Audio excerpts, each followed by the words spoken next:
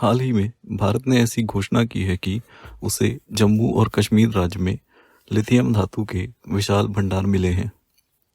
खोज के अनुसार इस भंडार में लिथियम की अनुमानित मात्रा करीब 5.9 मिलियन मीट्रिक टन है।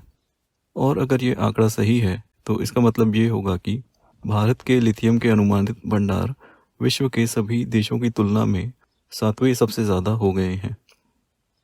इन भंडारों के मिलने से भारत को लिथियम के उत्पादन और अंततः उसकी प्रोसेसिंग में आत्मनिर्भर होने की दिशा में काफ़ी मदद मिलेगी।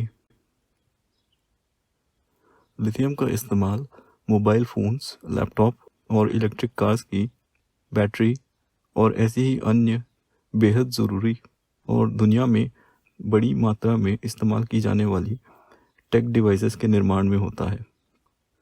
भारत सरकार इन भंडारों को जून तक के नीलाम करने की योजना बना रही है। इसके अलावा भी पिछले कुछ सालों से भारत ने अपनी अर्थव्यवस्था के विभिन्न क्षेत्रों के आधुनिकीकरण करने की दिशा में तेज़ी से कदम बढ़ाए हैं। जैसे कि पिछले साल देश में काफ़ी बड़े सेमीकंडक्टर बनाने के एक प्लांट की शुरुआत की गई थी। यह प्लांट भारत की कंपनी वेदांता और ताइवान की कंपनी फॉक्सकॉन का संयुक्त उपक्रम है और इसमें डिस्प्ले और सेमीकंडक्टर कंपोनेंट्स जैसे महत्वपूर्ण इलेक्ट्रॉनिक उपकरणों का उत्पादन किया जाएगा।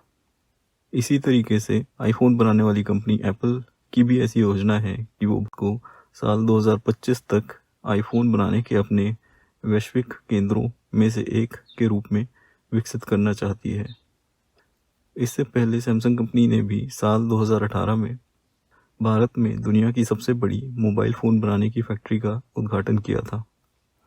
ऐसे ही सारे कारणों की वजह से भारत अब दुनिया में मोबाइल फ़ोन्स का दूसरा सबसे बड़ा निर्माता देश बन चुका है। साथ ही अक्टूबर 1, 2022 में भारत में 5G सेवा का शुभारंभ किया गया था। भारत में अब 300 से भी ज़्यादा शहरों में 5G की सेवा मौजूद है और क्राइसिल के अनुसार साल 2025 तक भारत में 5G के ग्राहकों की संख्या 30 करोड़ से भी ज़्यादा हो जाएगी, जिसका मतलब ये है कि भारत का 5G नेटवर्क दुनिया के सबसे बड़े 5G नेटवर्क्स में से एक होगा। और इसका मतलब यह भी है कि भारत में 5G नेटवर्क को स्थापित करने की जो रफ्तार है उसकी तुलना विश्व की आधुनिकतम अर्थव्यवस्थाओं से भी की जा सकती है। इसी तरीके से 60,000 स्टार्टअप्स के साथ भारत का स्टार्टअप इकोसिस्टम अब अमेरिका और चीन जैसे देशों के बाद विश्व का तीसरा सबसे बड़ा स्टार्टअप इकोसिस्टम है। भारत में अभी 108 यूनिकॉर्न स्टार्टअप्स यानी कि ऐसी कंपनियां जिनका वैल्यूएशन $1 बिलियन से ज़्यादा है बन चुकी हैं। ये startups e retailing, logistics optimisation और तो और रोबोटिक्स और आर्टिफिशियल इंटेलिजेंस जैसे अति आधुनिक क्षेत्रों में अपनी सेवाएं दे रही हैं। जिसका मतलब ये है कि भारत की कंपनियां और स्टार्टअप्स अपनी सेवाओं के माध्यम से भारत की अर्थव्यवस्था का विस्तार किसी भी टेक्नोलॉजिकल क्षेत्र में करवा पाने में सक्षम है।